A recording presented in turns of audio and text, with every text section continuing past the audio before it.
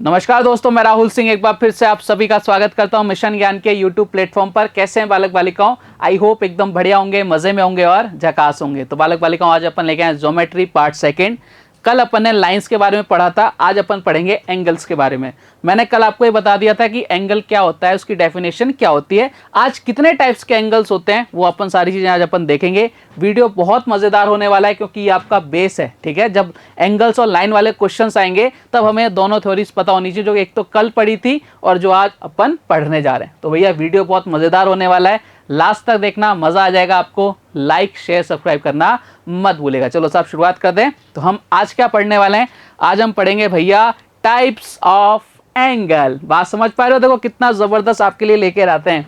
अपनी जो टीम है ना, वो कितना जबरदस्त काम करती है। टाइप्स ऑफ एंगल अपन पढ़ने वाले हैं कि भैया कितने टाइप्स के एंगल होते हैं, वो सारी चीजें अपन पढ़ेंगे। अगर मैं बात करूं पहले टाइप की, तो पहला जो एंगल होता है उसको बोलते हैं अपन जीरो एंगल, ठीक है। जिसमें आपको साफ साफ नजर आ रहा है कि भैया अगर जीरो आपसे बोल रहे हैं, यानी थीटा की वैल्यू कितनी रही होगी? जीरो रही होगी। कैसे बन सकता है? आपके पास दो रेज हैं, उनको एक दूसरे के ऊपर ओवरलैप कर दो, अध्यारोपित कर दो, तो जो थीटा की वैल्यू कितनी आएगी? हमेशा 0 डिग्री आएगी। और उसी को क्या बोलेंगे अपन? शून्य कोण बोलेंगे या 0 डिग्री एंगल बोलेंगे। बोले सर आप तो मैं डायग्राम बना के बताओ और सुंदर सी राइटिंग में लिख के बताओ। मैंने कहा ये लो साहब डायग्राम, ये डायग्राम आ गया। थीटा कितना आ गया? 0 डिग्री आ गया। कोई एंगल नहीं बन रहा है इन दोनों रेस के बीच, इसलिए अपन इसको क्या बोलेंगे? 0 डिग्री एंगल। बात क्लियर है क्या आप लोग? सर एकदम क्लियर। अब इससे ये सबसे छोटा भाई हो गया, अब इससे बड़े भाई की तरफ बढ़ते हैं। इसका बड़ा भाई होता है एक्यूट एंगल, यानी न्यून कोण। न्यून कोण बोले तो एक ऐसा एंगल जहां थीटा कितना हो? 0 से ज्यादा और 90 डिग्री से कम हो। लिमिट होनी चाहिए 0 से 90 के बीच की, उसको अपन क्या बोलेंगे? न्यून कोण बोलेंगे, एक्यूट एंगल बोलेंगे। आप बोलो सर एकदम बढ़िया। मैंने कहा लो साहब डायग्राम आपके सामने आएगा, उससे पहले अपने पास थ्योरी आ गई भैया। आप बोलोगे सर एकदम बढ़िया किया। ऐसा कोण जिसकी माप 90 डिग्री से कम हो न्यून कोण कहलाता है। डायग्राम ये लो साहब आपके सामने हाजिर हो गया। थीटा देखो आपके 90 डिग्री से कम ही होने वाला है। बात क्लियर? लेकिन 0 से ज्यादा होगा, 1 होगा, 2 होगा, 4 होगा, लेकिन 0 से ज्यादा होगा और कभी भी 90 डिग्री नहीं होगा। 90 डिग्री से कम ही होगा, 89 तक ही होगा, ठीक है। आप बोलोगे सर एकदम बढ़िया। आगे बढ़ते हैं। अब हमने ये वाला भाई पढ़ लिया, अब इससे बड़ा वाला भाई पढ़ेंगे राइट एंगल ट्राइंगल। आप बोलोगे सर राइट एंगल। चलो साहब राइट एंगल की बात कर लेते हैं। राइट एंगल तो सबको पता है, थीटा कितना? 90 डिग्री, उसको क्या बोलेंगे अपन? राइट एंगल यानी समकोण। बोले सर एकदम बढ़िया। आपके सामने सबसे पहले डेफिनेशन आ गई, ऐसा एंगल जिसकी माप 90 डिग्री हो समकोण कहलाता है। आप बोलो सर डायग्राम। मैंने कहा डायग्राम, ये डायग्राम हाजिर हो, सर डायग्राम हाजिर हो। डायग्राम आपके सामने हाजिर हो गया। बोले सर बहुत जबरदस्त। देखो ये थीटा कितना होता है सर? 90 डिग्री होता है। मैंने आपको मेंसुरेशन में बताया था, अगर इस लाइन को मैं मिला दूं ऐसे, तो 90 डिग्री के सामने वाला क्या हो जाता है? आप लोग सर कर्ण हो जाता है। अपन दोनों चीज़ों का यूज़ करेंगे, मेंसुरेशन का भी यहाँ यूज़ होगा और आपकी ज्योमेट्री का भी यूज़ होगा। दोनों के यूज़ करके मिक्सअप करके कुछ क्वेश्चन आपसे पूछे जाते हैं, उनका अपन पढ़ेंगे आगे जाके। अभी पहले क्या करनी है अपने को? थ्योरी एकदम तैयार करनी है। आप लोग सर एकदम बढ़िया, बहुत अच्छी बात है। मैंने कहा चलो ये तो हो गया। अब इससे ही बड़ा भाई होता है। बोले सर कौन सा होता है? बोले सर इससे बड़ा भाई होता है अधिक कोण, ठीक है। अधिक कोण यानी इंग्लिश में बोलते हैं उसको ऑब्ट्यूज एंगल। इंग्लिश के नाम आपको जरूर याद रखना है क्योंकि आपके बहुत काम आएंगे। ऑब्ट्यूज एंगल क्या होता है? एक ऐसा एंगल होता है जिसमें थीटा 90 डिग्री से ज्यादा होता है लेकिन 180 डिग्री से क्या होता है? कम होता है। उसको अपन बोलते हैं अधिक कोण यानी ऑब्ट्यूज एंगल। बोले सर एकदम बढ़िया, लिख के बताओ, हम तो तभी मानेंगे। मैंने कहा ये लो साहब लिख दिया आपके लिए। एक ऐसा कोण जिसकी माप 90 डिग्री से अधिक हो और 180 डिग्री से कम हो, तो उसको क्या बोलते हैं अपन? अधिक कोण कहलाता है। बोले सर एकदम बढ़िया। बोले सर डायग्राम। मैंने कहा डायग्राम हाजिर हो। ये लो सर डायग्राम आ गया आपके सामने, बहुत प्यारा सा आपके सामने डायग्राम आ गया। ये एंगल कितना होगा? 90 डिग्री से बड़ा होगा लेकिन 180 से कम होगा। अब और बड़ा भाई की बात करते हैं, स्ट्रेट एंगल, सरल कोण बोलते हैं जिसको, रिज्यू कोण भी बोलते हैं, जहाँ थीटा कितना होता है? 180 डिग्री होता है। बोले साहब बताओ। मैंने कहा ये लो साहब ऐसा कोण जिसकी माप 180 डिग्री हो सरल कोण कहलाता है। डायग्राम। मैंने कहा डायग्राम हाजिर हो। अपने एक बोलते डायग्राम क्या हो जाता है? हाजिर हो जाता है। देखो यहाँ ये एंगल कितने डिग्री का है? 180 डिग्री का है। और इसी को अपन क्या बोलेंगे? इसको अपन बोलते हैं भाई साहब कौन सा एंगल? सरल कोण बोलते हैं। कई बार इसको रज्जु कोण भी बोल देते हैं और इंग्लिश में बोलते हैं स्ट्रेट एंगल। बात क्लियर है क्या? अब अपन ने 180 डिग्री तक के एंगल तो आप सभी को पता रहते हैं, जब बच्चा जानता है। कहानी इसके आगे शुरू होती है, क्या इसके बाद भी कोई एंगल्स होते हैं? क्या इनके हम कौन कौन से एंगल्स का यूज़ करते हैं? बोले सर बिल्कुल होते हैं। मैं बताऊंगा आपको कौन कौन से एंगल का अपन यूज़ करेंगे। तो सबसे पहले आता है वृहत कोण, यानी आप बोलोगे सर रिफ्लेक्स एंगल। एक ऐसा एंगल जिसकी जो थीटा की वैल्यू होती है ना, वो 180 से ज़्यादा होती है लेकिन 360 से कम होती है, उसको अपन क्या बोलते हैं, वृहत कोण बोलते हैं। आप बोलो सर एकदम क्लियर है। मैंने कहा डायग्राम भी आएगा, पहले अपन पढ़ेंगे थ्योरी। ऐसा कोण जिसकी माप 180 से ज़्यादा लेकिन 360 से कम हो, वृहत कोण कहलाता है। इंग्लिश में बोलते हैं इसको रिफ्लेक्स एंगल। इंग्लिश के नेम जरूर याद रखना प्यारे बालक बालिकाओं, बहुत काम आएंगे, क्योंकि आपके पास क्या होगा, कई बार ये वृहत कोण लिखा नहीं आएगा, उसको हिंदी में लिख देगा रिफ्लेक्स एंगल, और आपको पता ही नहीं है रिफ्लेक्स एंगल होता क्या है, तो भाई आप उस क्वेश्चन को वहीं छोड़ के आना पड़ेगा आपको, इधर उधर या फिर देखना पड़ेगा। ठीक है, चलिए अब डायग्राम की बात कर लेते हैं। सुंदर सा न्यारा सा प्यारा सा एक डायग्राम आपके सामने आ गया। आप बोलोगे सर बहुत ज़बरदस्त डायग्राम है। देखो ये थीटा की वैल्यू कितनी हो जाएगी, 180 से ज़्यादा लेकिन कितनी, 360 से कम रहेगी। आप बोलोगे सर एकदम बढ़िया। इसके बाद कौन से बड़े भैया आते हैं, इसके बाद आते हैं भैया पूर्ण कोण, कंप्लीट एंगल। कंप्लीट एंगल जहां देखो अपन ने 0 डिग्री एंगल से शुरू किया था, अब कहाँ खत्म कर रहे हैं अपन, पूर्ण कोण पे खत्म कर रहे हैं, कंप्लीट एंगल पे। यानी जो एंगल होगा उसकी वैल्यू कितनी होगी, 360 डिग्री होगी, और उसको अपन के बोलते हैं पूर्ण कोण, कंप्लीट एंगल। आप बोलो सर एकदम बढ़िया। मैंने कहा हेलो साहब एकदम बढ़िया है, तो ये लिखो साहब, ये आपके सामने आ गया। आप बोलो सर एकदम बढ़िया, कोई दिक्कत वाली बात नहीं है, आपके सामने पूर्ण कोण आ गया। कौन सा होता है बता दी मैंने थ्योरी, वह कोण जिसकी माप 360 डिग्री होती है उसको अपन बोलते हैं पूर्ण कोण। बोले सर डायग्राम, मैंने कहा डायग्राम तो ये लो, ये डायग्राम आपके सामने हाजिर है। आप बोलोगे सर एकदम बढ़िया, कोई दिक्कत वाली बात नहीं। ठीक है, आप बोलोगे सर एकदम बढ़िया, कोई इशू नहीं है। ठीक है, अब इसके बाद में बात करेंगे अपन पूरक कोण के बारे में, कि भैया पूरक कोण क्या होता है, कंप्लीमेंट्री एंगल क्या होते हैं। देखो पूरक कोण आपने पढ़ रखा होगा, ऐसे दो कोणों का सम होता है, ऐसे दो एंगल्स का सम होता है, जिनका जो सम होता है वो कितना होता है, 90 डिग्री होता है। ठीक है, आप बोलो सर एकदम बढ़िया। मैंने कहा येलो साहब पढ़ते हैं अपन, कंप्लीमेंट्री एंगल, सप्लीमेंट्री एंगल, इनके बारे में पढ़ रखा होगा आपने।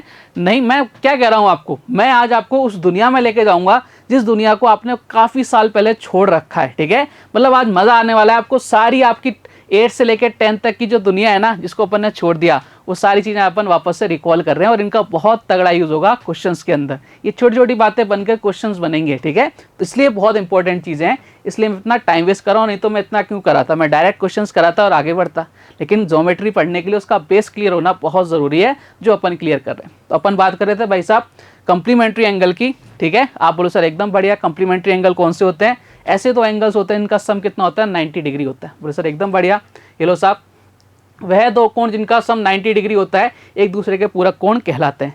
अब इस पर क्वेश्चंस बनते हैं, आप देखना, उठा के देखना, एसएससी, रेलवे, जो भी आप एग्जाम देने जाओगे उसमें आपको ऐसे क्वेश्चंस मिल जाएंगे। ठीक है, स्टेट एग्जाम देने जा रहे हो तो भी आपको इस पर बेस क्वेश्चंस मिल जाएंगे। बोल सर डायग्राम, मैंने कहा ये लो साहब डायग्राम तो अपन बनाने में माहिर हैं, डायग्राम ही तो बनाते हैं अपन ज्योमेट्री के अंदर। देखो कितना सुंदर डायग्राम है। अब ये जो दो एंगल्स है ना, वो कितने भी हो सकते हैं, इसकी वैल्यू 40 हो सकती है, इसकी 50 हो सकती है, लेकिन दोनों का सम कितना होगा, 90 डिग्री होगा। ठीक है, इस बात का विशेष रूप से ध्यान रखना। ये अगर 70 होगा तो ये कितना हो जाएगा, आप बोले सर 20 हो जाएगा।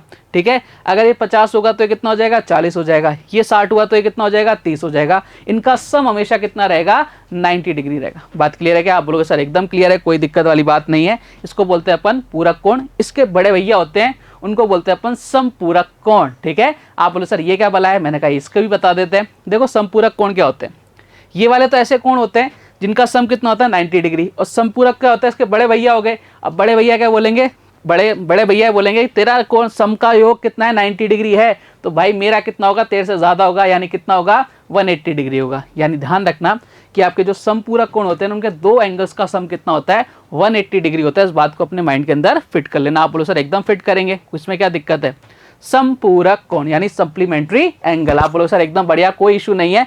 डेफिनेशन मैंने आपको बता दी। आप बोलो सर सुंदर सुंदर सी राइटिंग में लिख के बताओ। मैंने कहा ये लो साहब अपने पास क्या दिक्कत है, ये लो सुंदर सी राइटिंग में आ गए। वह दो कोण इनका योग 180 डिग्री हो, संपूरक कोण कहलाते हैं। आप इसमें नोट भी देख लेना। इसमें से एक अधिक, एक न्यून कोण होगा, एक ज्यादा होगा, एक कम होगा। ठीक है, यानी एक ऑब्ट्यूज एंगल होगा और एक क्या होगा, आपका एक्यूट एंगल होगा। समझ रहे हो ना, एक्यूट एंगल आप बोलोगे सर 0 से 90 डिग्री के बीच का, ऑब्ट्यूज एंगल यानी 90 से और 180 के बीच का। बात क्लियर है, आप बोलोगे सर एकदम क्लियर है। दो 90 डिग्री के कोण भी हो सकते हैं, बिल्कुल हो सकते हैं भैया।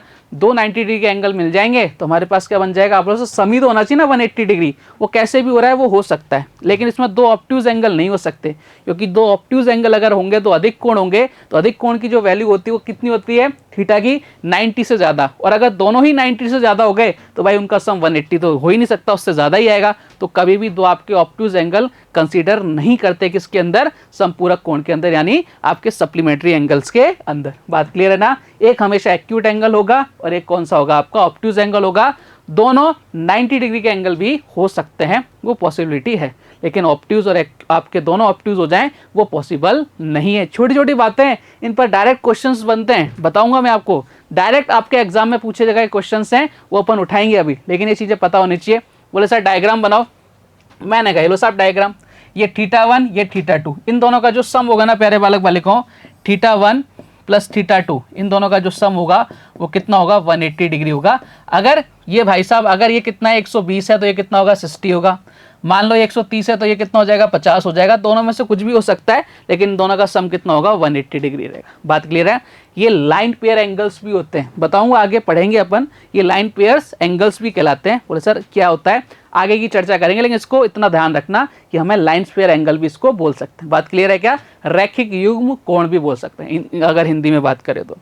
बात क्लियर है, आप बोलो सर एकदम क्लियर है। तो देखो अपन ने नए नए एंगल सीख रहे हैं क्या, आप बोलो सर एकदम सीख रहे हैं। अब देखो बहुत ज़्यादा यूज में आता है एक शीर्षाभिमुख कोण, वर्टिकली अपोजिट एंगल, आपने इसका नाम बहुत सुन रखा होगा, ठीक है, कि दो शीर्षाभिमुख कोण, इनकी वैल्यू एक दूसरे के इक्वल होती है, लेकिन ये होते क्या है वो भी हमें पता होना चाहिए, क्योंकि जब हम क्वेश्चंस को सॉल्व करेंगे ना तो बहुत ज़्यादा यूज में आएगा ये वर्टिकली अपोजिट एंगल शीर्षाभिमुख कोण। बोले सर होता क्या है, देखो दो आपकी लाइन्स हैं जिस पॉइंट पर काटती हैं एक दूसरे को, तो उनके आमने सामने के जो एंगल्स होते हैं ना वो कहलाते हैं शीर्षाभिमुख, जिनके शीर्ष एक दूसरे के सामने हो उसको बोलते हैं शीर्षाभिमुख कोण। तो सर बहुत बढ़िया, मैंने कहा लो साहब वर्टिकली अपोजिट एंगल, इंग्लिश बिल्कुल याद रखनी है आपको, दिमाग के अंदर फिट करके रखनी है।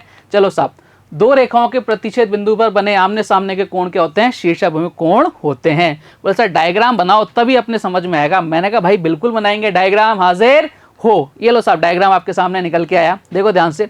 अगर मैं बात करूं, इसको नाम दे दूं ए, इसको नाम दे दूं मैं बी, ठीक है। बोलूं सर इसका नाम कर दूं मैं क्या, बोले सर क्या करोगे, मैंने इसका नाम कर दिया सी और इसका नाम कर दिया डी। देखो ध्यान से, ये कहाँ मिल रहे हैं, बोले सर इधर मिल रहे हैं, इसका नाम कर दिया मैंने ओ, इसको दूसरे कलर से कर लेता हूँ एक बार, इसका नाम कर दिया मैंने प्यारे बालक बालिका ओ, इसका नाम कर दिया मैंने ओ। अब ध्यान से देखो, ए ओ और सी, ए ओ सी, इसके सामने कौन सा है, आप बोलोगे सर ये है बी ओ डी, इन दोनों की वैल्यू कितनी होगी, बराबर होगी। अगर ये 70 का है तो ये 70 का होगा, ये 55 का है तो 55 का होगा, ये कुछ भी का है तो ये कुछ भी का होगा। आप बोलो सर एकदम क्लियर। अब यहाँ देखो, अगर मैं बात करूँ ए ओ डी, ए ओ डी, ठीक है, इसके सामने कौन सा, बोले सर ये है कौन सा, बी ओ सी, बी ओ सी, और आपकी इन दोनों की वैल्यू क्या रहेगी, बराबर रहेगी। अगर ये 50 का है तो ये भी 50 का होगा, ये 70 का है तो ये 70 का होगा, ये कुछ भी का है तो ये भी कुछ भी का होगा। और इसका बहुत ज़बरदस्त यूज अपन करेंगे किसके अंदर, क्वेश्चंस के अंदर। इस बात को ध्यान रखना कि कोई भी दो शीर्षाभिमुख कोण है, वर्टिकली अपोजिट एंगल है, उनका जो बराबर होते हैं वो दोनों, ठीक है, ये दोनों क्या होंगे, बराबर होंगे, और इनका बहुत तगड़ा यूज अपन क्वेश्चन के अंदर करेंगे, बहुत ज़्यादा यूज आते हैं, ठीक है साहब, और इस बात को मार्क कर लेना, ठीक है। आप बोले सर एकदम बढ़िया। अब अभी अपन ने थोड़ी देर पहले बात करी थी रैखिक युग्म कोण की, ठीक है, लाइन पेयर एंगल क्या होता है उसके बारे में चर्चा करते हैं। देखो फटाफट से आ जाओ मेरे साथ। लाइन पेयर एंगल क्या होता है, एक रेखा पर स्थित दो कोणों का जोड़ा, ये जोड़ा है ना, आप उसे कपल है दोनों, ठीक है, रैखिक युग्म कोण कहलाता है। ये संपूरक व आसन होते हैं, बिल्कुल संपूरक होते हैं। बोले सर बिल्कुल संपूरक, अभी अपन ने यही तो पढ़ा था, बोले सर बिल्कुल यही पढ़ा था। अब देखो यहाँ पे ध्यान से ए ओ सी, ठीक है, आप बोले सर ए ओ सी और बी ओ सी, ये दोनों क्या है भैया, ये आपके लाइन पेयर एंगल, इनका सम कितना होता है 180 डिग्री होता है। यानी ये जो वैल्यू होगी ना इनकी AOC और आपका BOC, जो भी वैल्यू होगी इनकी वैल्यू कितनी हो जाएगी, θ1 θ2 कितना हो जाएगा, आप बोलो सर θ1 प्लस θ2 कितना हो जाता है, 180 डिग्री होता है। कितना होता है प्यारे बालक बालिकाओं, 180 डिग्री होता है। और इसी को अपन बोलते हैं रैखिक युग्म कोण। इसलिए मैंने आपको बोला था कि जो आपके सप्लीमेंट्री एंगल्स होते हैं, यानी संपूरक जो कोण होते हैं वो क्या होते हैं, रैखिक कोण होते हैं, उनका सम भी कितना होता है 180, इधर भी कितना होता है 180। आप बात क्लियर है क्या, आप बोलोगे सर एकदम क्लियर है। इस बात को अपने को माइंड में रखना है, कई सारी जगह इसका यूज आएगा। आप बोलो सर एकदम बढ़िया, कोई दिक्कत वाली बात नहीं है। अब अपन आगे बढ़ते हैं भैया।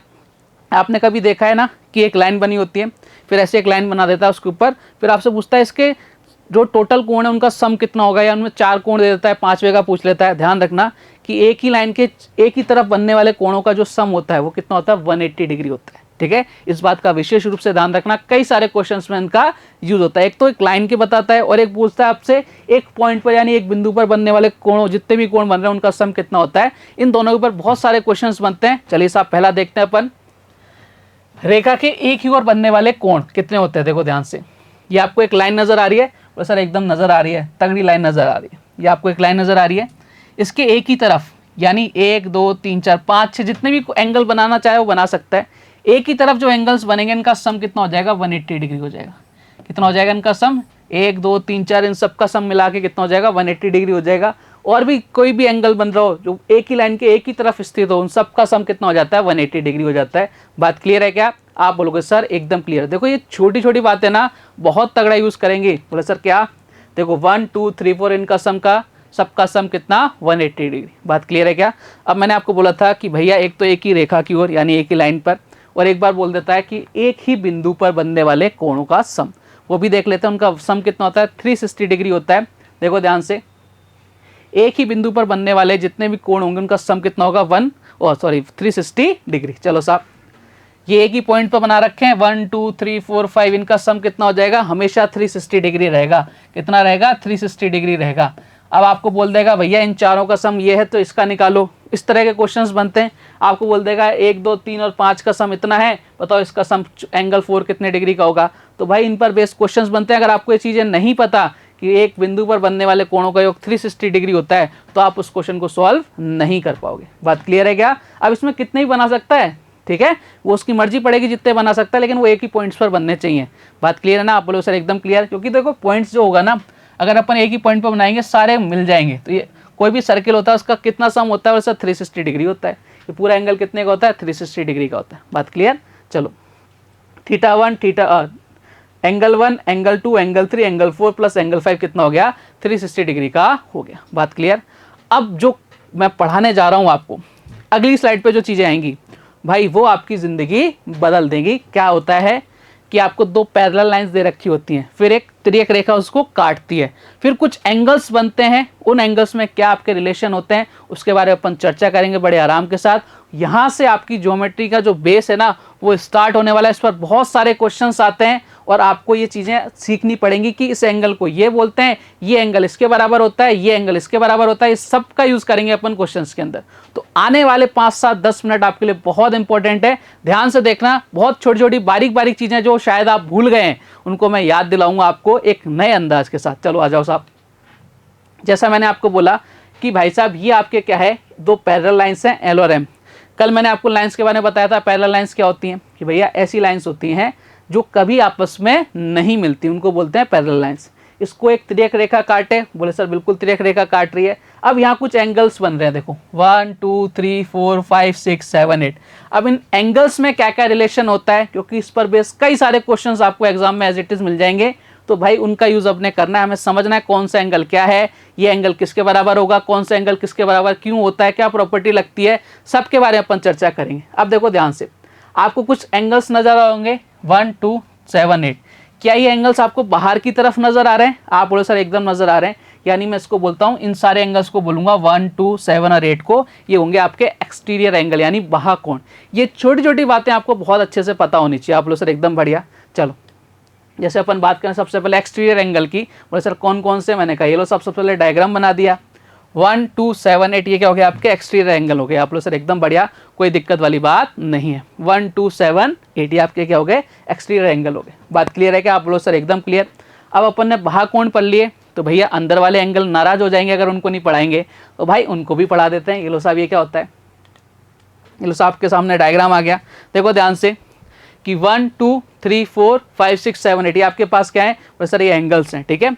अब मैं अगर बात करूं कि भैया इसमें अंतःकोण कौन सा है, देखो जो अंदर बन रहे हैं 3 4 6 5 ये सारे क्या है आपके अंतःकोण है। ध्यान रखना, एक ही लाइन पर जो बनने वाले अंतःकोण होते हैं, ठीक है, एक ही लाइन पर जो बनने वाले अंतःकोण होते हैं, चारों 5 एक ही लाइन पर बन रहे हैं ना, लाइन के एक ही ओर, इनका सम कितना होता है, आप बोलो सर 180 डिग्री होता है। देखो ध्यान से 3 और 6 अंतःकोण है, एक ही लाइन के बन रहे हैं, तो कितना होगा इनका सम 180 डिग्री होगा। बहुत काम की चीज़ें ये बहुत ज़्यादा काम की चीज़ें भैया, इनका बहुत तगड़ा यूज होगा क्वेश्चन के अंदर।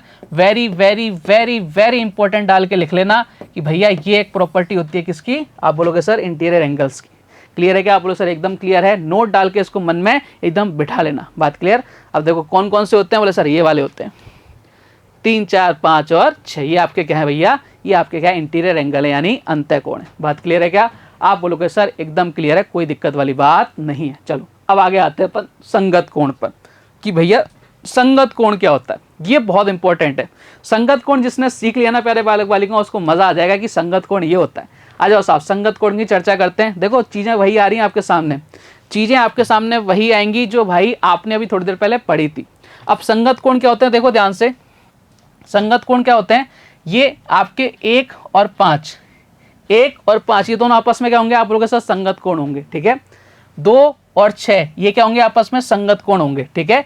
4 और 8 ये आपस में क्या होंगे, आपके संगत कोण होंगे। 3 और 7 ये क्या होंगे, आपके संगत कोण होंगे और आपका बराबर होता है, संगत कोण हमेशा बराबर होते हैं, ठीक है। ये 1 और 5 हमेशा बराबर होंगे, जो वैल्यू 1 की होगी, मान लो कोण 1 की वैल्यू 20 है तो इसकी वैल्यू कितनी होगी, 20 होगी। बात क्लियर रहेगा, जो वैल्यू इसकी है वो वैल्यू किसकी होगी, इसकी होगी। संगत कोण आपस में क्या होते हैं भैया, बराबर होते हैं। इस बात को अपने अंदर माइंड के अंदर फिट कर लेना। आप बोलोगे सर एकदम फिट कर लेंगे, बहुत तगड़ा यूज होगा इनका। सर क्या क्या बताया मैंने, कहा देखो यही बताया मैंने, कोण 1 कोण 5 संगत कोण है भैया, बराबर होंगे, ठीक है।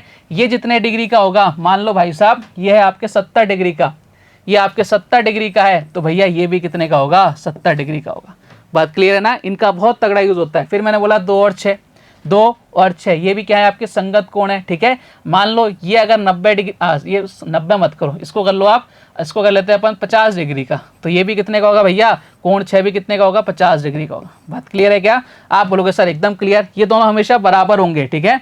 3 और 7 देखो, 3 और 7 अगर भाई साहब कोण 3 आपका 40 डिग्री का है तो भैया कोण एंगल भी कितने डिग्री का होगा, 40 डिग्री का होगा। कौन सा, 7 वाला। बात क्लियर, इन बातों का विशेष रूप से आपको ध्यान रखना है। फिर लास्ट में कौन सा बचा, 4 और 8। अगर मान लो ये भैया 55 डिग्री का है तो भैया ये वाला एंगल भी कितने का होगा, 55 डिग्री का ही होगा। इन चीजों को अपने को ध्यान रखना है, इन पर कई सारे क्वेश्चंस बनते हैं। ये छोटे छोटे जो आपको मैं बता रहा हूँ चीजें, इन्हीं का बेस क्वेश्चन बनेंगे आपके पास, और एंगल बेस, और उसी पर अपन सॉल्व कर पाएंगे। कब, जब हमारी थ्योरी बहुत अच्छी होगी और मैं आपको हर एक छोटी चीज सिखा रहा हूँ। पॉइंट से स्टार्ट किया था मैंने थ्योरी को पढ़ाना, जो शायद आपको कहीं मिलेगा नहीं, एकदम पॉइंट से, और मैं आपको एंगल्स तक लेके जा रहा हूँ, और हर एक एंगल में क्या क्या चीज़ें होती हैं वो सारी चीज़ें मैं आपको बता रहा हूँ, विद डायग्राम बता रहा हूँ, समझा के बता रहा हूँ, थ्योरी बता रहा हूँ। इससे ज़्यादा क्या करेंगे, ठीक है। तो बहुत एकदम कंप्लीट पैकेज है आपके लिए, आपको कहीं और जाने की ज़रूरत नहीं पड़ेगी। बहुत ज़बरदस्त ज्योमेट्री लेके आऊँ मैं आपके लिए कि भाई आपको एकदम टाइप वाइज सब कुछ सेट मिलेगा, ठीक है। आप लोग सर एकदम बढ़िया। चलिए क्लियर हो गया ना। आज के बाद कभी भी आपके पास संगत कोण आएंगे वो आपस में क्या होते हैं, बराबर होते हैं। कौन कौन से संगत कोण होते हैं वो आप भी समझ चुके हो। बात क्लियर है, आप बोलोगे सर एकदम क्लियर है। बढ़ते हैं आगे। इसके बाद अपन पढ़ेंगे एकांतर कोण, अल्टरनेट एंगल। भाई जबरदस्त यूज होता है इनका, जबरदस्त यूज होता है। मतलब क्वेश्चन देखते ही सॉल्व हो जाएगा अगर आपको पता अल्टरनेट एंगल है। और अल्टरनेट जो आपके दो अल्टरनेट एंगल हैं उनका वो भी आपस में क्या होते हैं, बराबर होते हैं, ठीक है। अब बोलो सर अल्टरनेट एंगल होते क्या है, मैंने कहा डायग्राम बनाओ। सबसे पहले डायग्राम की चर्चा करते हैं। डायग्राम तो अपने पास एक ही है, मैंने बोला था ना ये डायग्राम आपके बहुत काम आने वाला है। देखो काम आ रहा है क्या, आप बोलो सर एकदम काम आ रहा है। अब बात यह है कि भैया हमें ये तो बताओ कि अल्टरनेट एंगल है क्या। मैंने कहा एकदम बताते हैं भैया कि अल्टरनेट एंगल है क्या। देखो ध्यान से, ये Z बनाओ, Z बनाओ भैया। क्या बनाना है अपने को, Z बनाना है। Z बनने पर कौन कौन आ रहा है, सर 3 और 5 आ रहे हैं। तो ये वाला एंगल और ये वाला एंगल क्या हो गया, आपका एकांतर कोण हो गया, ठीक है। यहाँ देखो यहाँ वाला Z बनाओ, दूसरा कलर ले लेते हैं अपन, ये वाला कलर ले लेते हैं। येलो लेके, नहीं येलो तो है अपने पास, अपन ले लेते हैं भाई साहब ये वाला कलर, ठीक है। ये वाला कलर ले लेते हैं। ये लो उल्टा Z बना दिया मैंने।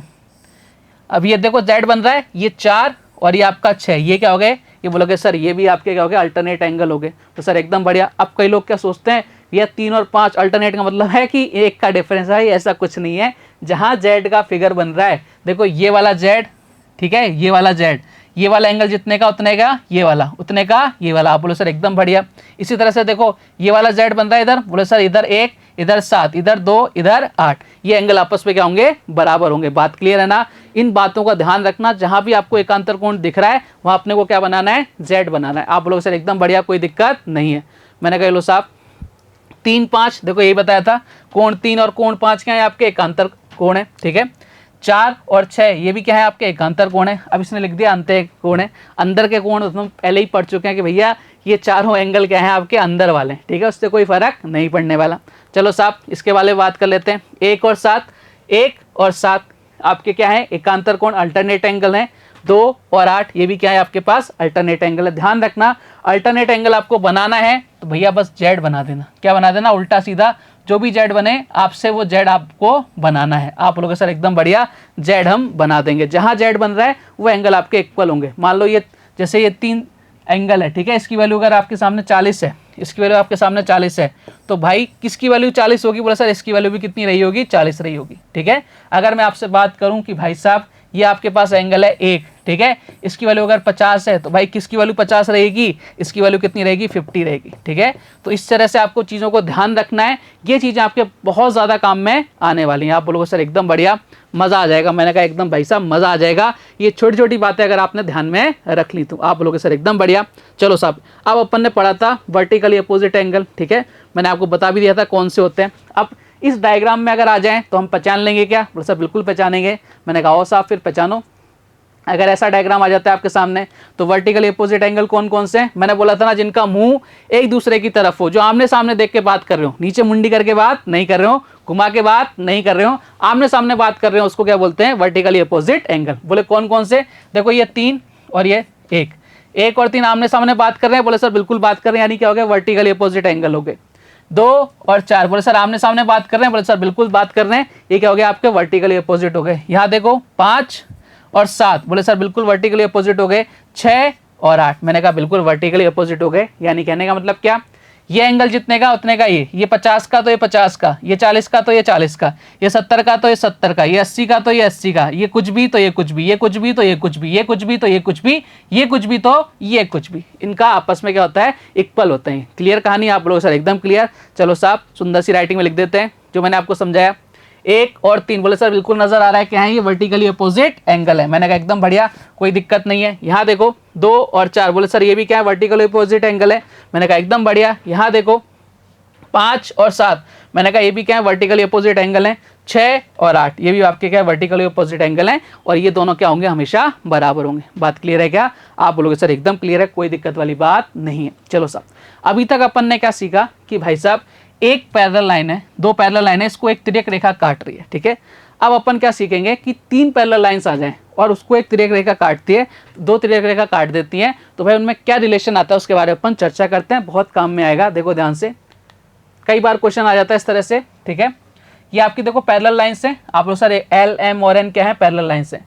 कभी भी आपकी पैरेलल लाइंस हो तो भाई जो रेशो ST अपॉन TU का रहेगा वही रेशो किसका रहेगा? PQ और QR का रहेगा। इस बात को ध्यान रखना। कई बार आपको क्या दे देगा? इसकी वैल्यू दे देगा, इन 2 की, इन 3 की वैल्यू दे देगा, 1 की वैल्यू पूछ लेगा। अगर आपको रिलेशन याद है तो भाई आप वैल्यू निकाल दोगे, अगर आपको रिलेशन याद नहीं है तो भाई आपसे कुछ भी नहीं होगा। ठीक है साहब, आप बोलोगे सर सुंदर सी राइटिंग में लिखो। मैंने कहा ये लो साहब, L parallel M, M parallel N और L पैरेलल N। आप बोलोगे सर एकदम बढ़िया, तीनों पैरेलल लाइंस हैं आपस में, सर एकदम बढ़िया, और ये वाली लाइन इसको काट रही है, तो भाई क्या रेशो निकलेगा? ST और TU, PQ बराबर QR। बात क्लियर है क्या?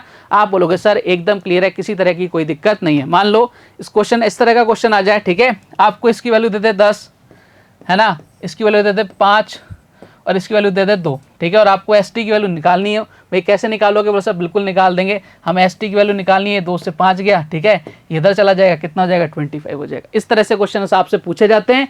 तो उम्मीद करता हूं कि भाई आज की क्लास आपको ज़बरदस्त लगी होगी। आज अपन ने बहुत बेसिक सी चीज़ें सीखी हैं। ठीक है, हमने एंगल्स के बारे में पढ़ा, ठीक है, हमने सारे एंगल्स देखे भैया, कौन कौन से एंगल्स होते हैं, कैसे कैसे उन पर क्वेश्चंस आते हैं, कौन कौन से एंगल बराबर होते हैं, किन किन का यूज हमें क्वेश्चंस में करना है, वो सारी चीजें मैंने आपको छोटी से लेकर बड़े तक सारी समझा दी है। तो भैया आपकी मैंने लाइंस करा दी, मैंने आपके एंगल्स करा दिए। अब नेक्स्ट पार्ट में अपन उन पर बेस्ड क्वेश्चंस करेंगे जो आपके प्रीवियस एग्जाम में पूछे जा चुके हैं। उम्मीद करता हूं आज की क्लास बहुत जबरदस्त लगी होगी हमेशा की तरह। कल कुछ और क्वेश्चंस के साथ आपसे मुलाकात होगी। तब तक अपना ध्यान रखिए, स्वस्थ रहिए, मस्त रहिए। जय हिंद, जय भारत, धन्यवाद।